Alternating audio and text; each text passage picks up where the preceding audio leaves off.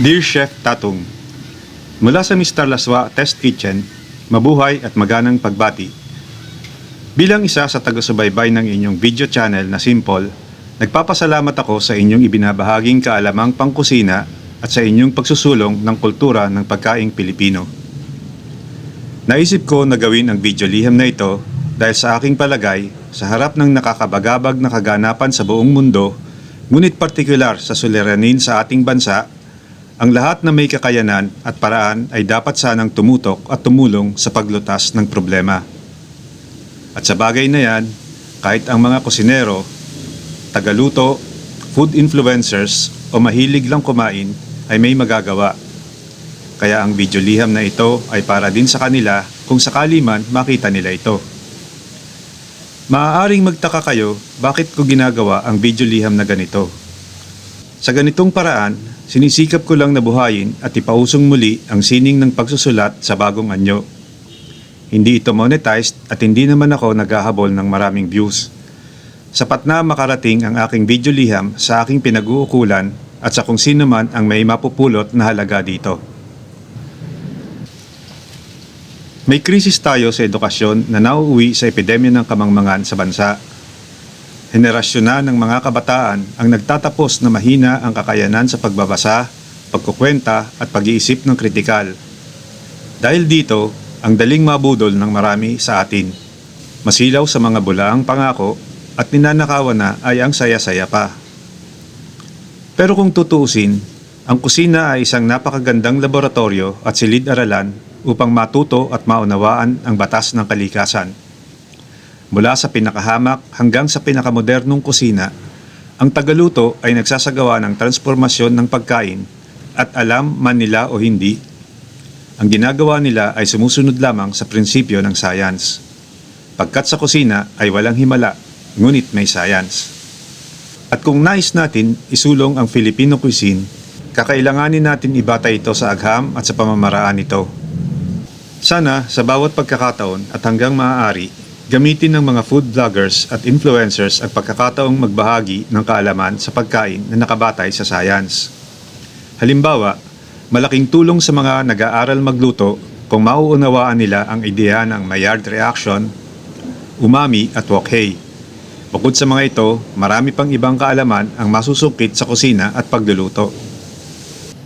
Para sa isang bansa na kung saan ang bigas at kanin ang pangunahing pagkain, kulang na kulang pa rin ang ating rice education.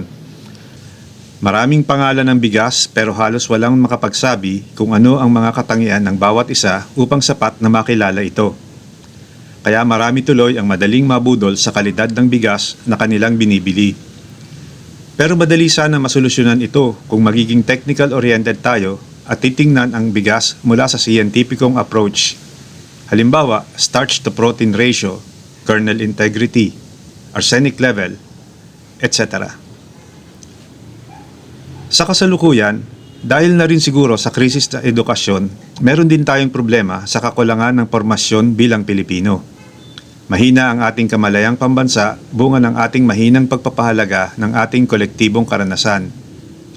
Isang solusyon dito ay kung ang mga taong nagpapakain sa atin ay makakagawa ng mga pagkain na magpapaalala sa atin ng mga mahahalagang kaganapan o katangi-tanging bagay sa ating bansa.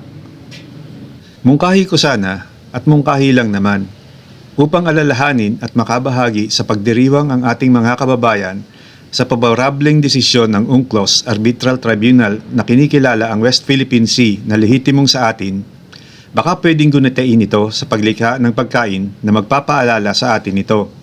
Paano kaya maipapalasa ng mga tagaluto ang tamis at sarap ng panalo? Sa ganitong paraan, makakatulong ang pagkain sa pagbibigay sa atin ng kolektibong kamalayan. Isa pang mahalagang alalahanin ay ang pagkilala ng UNCLOS sa Benham Rice bilang bahagi ng Pilipinas noong April 12, 2012. Mahalagang gunitain nito at gawing bahagi ng ating kolektibong kamalayan dahil sa kabila ng pagkilala ng UNCLOS dito, ay may isa pa ring bansa na nagnanasa dito. Isang magandang hamon sa mga nagluluto ay gumawa ng pagkaing matatawag na Benham Rice halimbawa bilang pag-alala dito.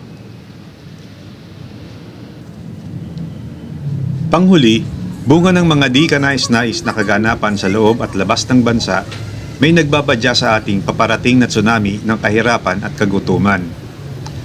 Kailangan mapaghandaan natin ito at huwag lang umasa sa pamahalaan. Gustuhin man ng mga politiko tumulong, maaaring hindi nila makayanan harapin ang mabigat at sabay-sabay na pagsubok. Kailangan taumbayan ang kumilos. Pero maaaring makatulong ang mga nasa kusina kung gagawa sila ng mga pagkaing mura, masustansya at pantawid gutom. Noong dekada 70 halimbawa ng nakaraang milenyo, bilang pagtugon sa matinding kagutuman na naganap sa bansa, ang USAID ay gumawa at namigay ng nutrient-dense na tinapay na tinawag nilang Nutriban. Wala na nito ngayon, pero isang hamon sa ating mga kusinero ay gumawa din ng isang tinapay na maaaring ipamigay sa mga nagugutom. Tawagin naman natin itong Nutripan. Kung may pagkakataon at kung papalarin, malaking karangalan ang magkaroon ng mentor at katuwang para sana magawa ang ilang ideya na nabanggit ko at naisip. Baka naman. Hanggang dito na lang, Chef. Alam ko, marami kayong ginagawa at busy kayo. Ngunit sana ay may iba rin makakita nito at tanggapin ang hamon na lumikha ng mga pagkain para sa tiyan, utak at bayan. Maraming salamat at hangad ko ang inyong ibayo at patuloy na tagumpay. Muli, mabuhay! Ang higit kaya sa pagkadalisay at pagkadakila, gaya ng pag-ibig sa tinupuang lupa. Aling pag-ibig ba